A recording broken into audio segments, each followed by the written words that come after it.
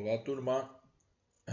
Mais uma disciplina que a gente está iniciando nessa semana aqui é o marketing desportivo, o marketing esportivo. A gente vai trazer também, né, inicialmente, alguns conceitos do que é marketing, principalmente marketing esportivo. E mais importante nessa disciplina, né, do que conceitualizar e, enfim, toda a teoria que está por trás do marketing, é a gente tentar sempre fazer um paralelo com a nossa área, né? E independente de onde você esteja, se é uma escolinha de alguma modalidade, se é uma academia, né? Ou se você trabalha por conta própria, se é um profissional liberal, poucos profissionais ainda, não só na nossa área, mas principalmente profissional liberal, que não tem estrutura de uma empresa por trás dele, né? Deixa de lado um pouquinho o tal do marketing, por achar que não é tão importante assim, mas quando a gente faz uma estrutura, um planejamento aí em relação a marketing empresarial, a gente tem resultados diferentes, né? Na promoção do seu próprio nome. Aí eu trago só para a gente iniciar uma citação falando do Henry Ford. Então, nessa época, né, já se traz a ideia aí do uso do marketing esportivo como uma ferramenta, né, como é colocado aqui, para promover outros eixos aí do mercado, né? Por exemplo, nesse caso, nessa época, a parte que ele coloca aqui, que ele colocava que era na propaganda mais eficaz era vencer uma corrida ou estabelecer um recorde. Ele fazia paralelos esportivos, né?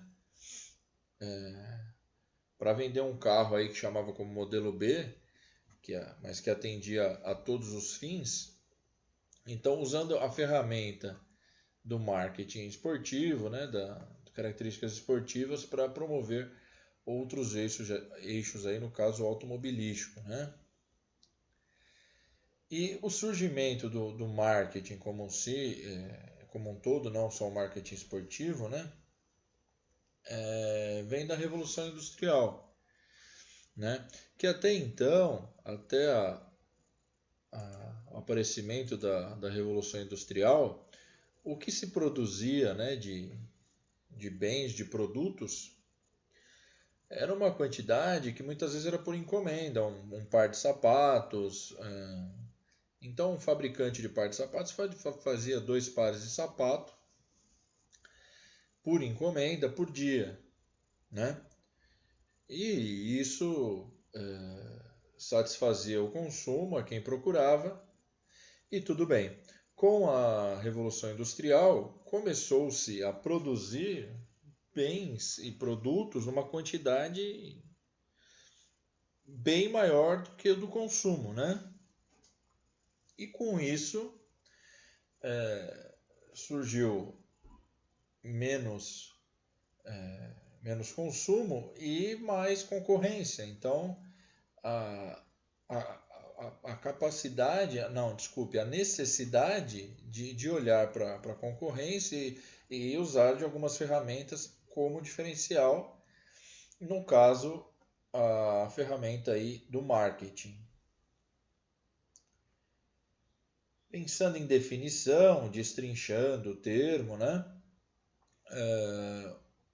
O mercado, né? O ato de, então seria a ação exercida no mercado, a definição de marketing, né? Uma ação exercida no mercado, né? E essa ação é de planejamento e de diferenciação. E American Association coloca como um processo gerencial de planejamento e execução desde a concepção, formação de preço, comunicação, promoção e distribuição de ideias, mercadorias e serviços, para concretizar trocas que satisfaçam os objetivos individuais e organizacionais como um todo, aí, como um produto final, né? Daquele que eu quero atender, seja uma organização ou seja um indivíduo, né?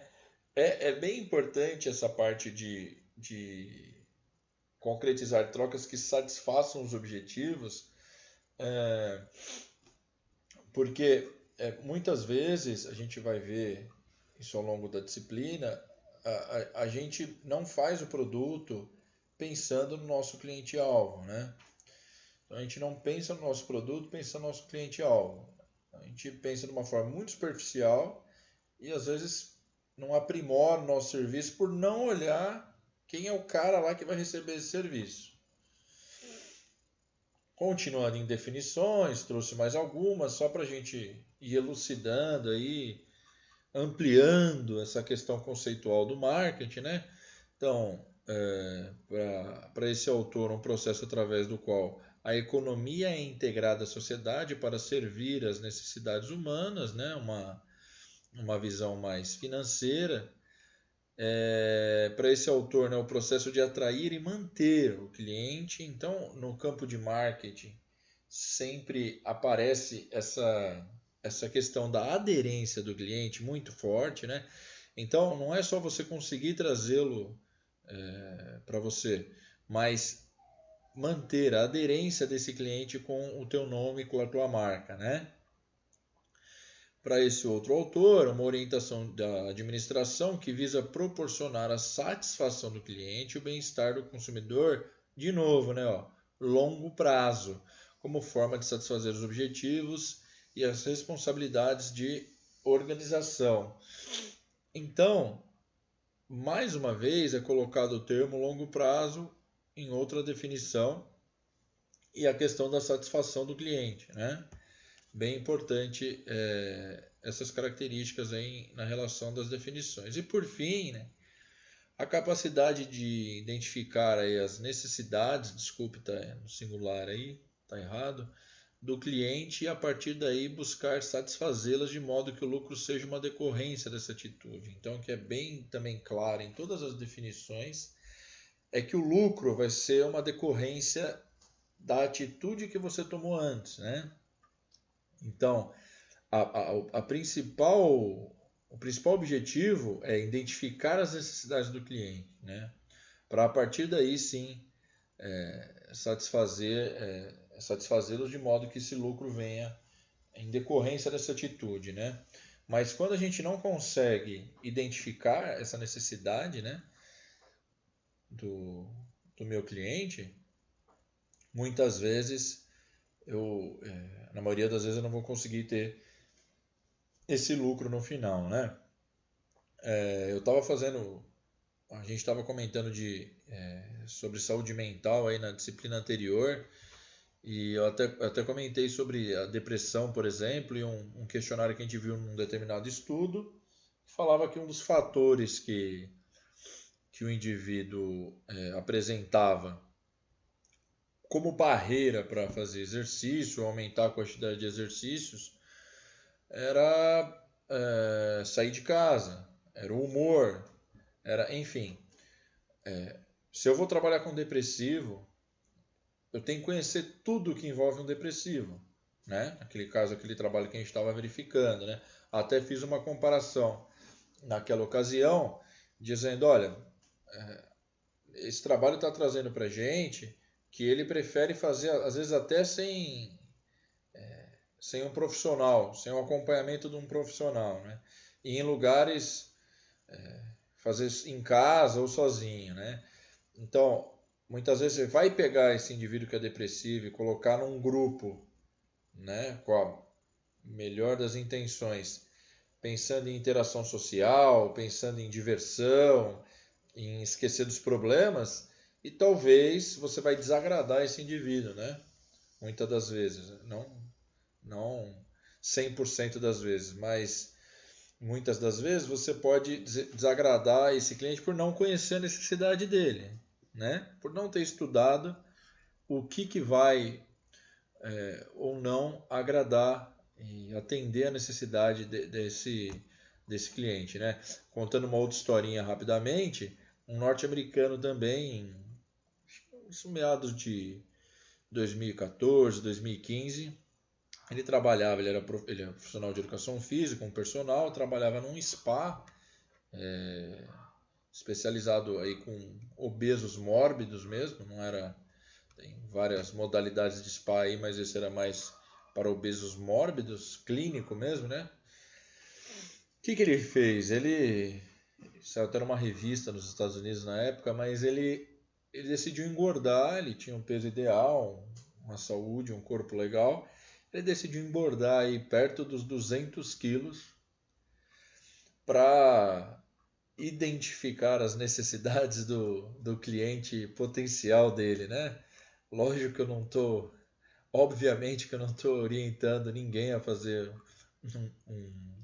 um tipo de situação como essa desse profissional, mas olha onde chegou a preocupação dele de estar atendendo um determinado cliente e muitas vezes ele não devia ver respostas para as perguntas que ele tinha, não via os clientes aderindo e olha onde chegou o nível de indignação do sujeito, né? E continuando, então, para ficar um pouquinho mais claro, né? O marketing ele é uma junção dessas ciências, né? Psicologia, sociologia, matemática, antropologia, filosofia e entre outras aí. Então é a junção de todas essas ciências para principalmente conhecer o comportamento dessas pessoas, desses indivíduos e satisfazer as necessidades aí, desejos de cada uma, né? Coloquei nas figuras aí para ficar mais claro, mas vocês estão vendo aí claramente um menino, né? Bem fora do peso. E aqui uma rede aí de fast food, né? O McDonald's,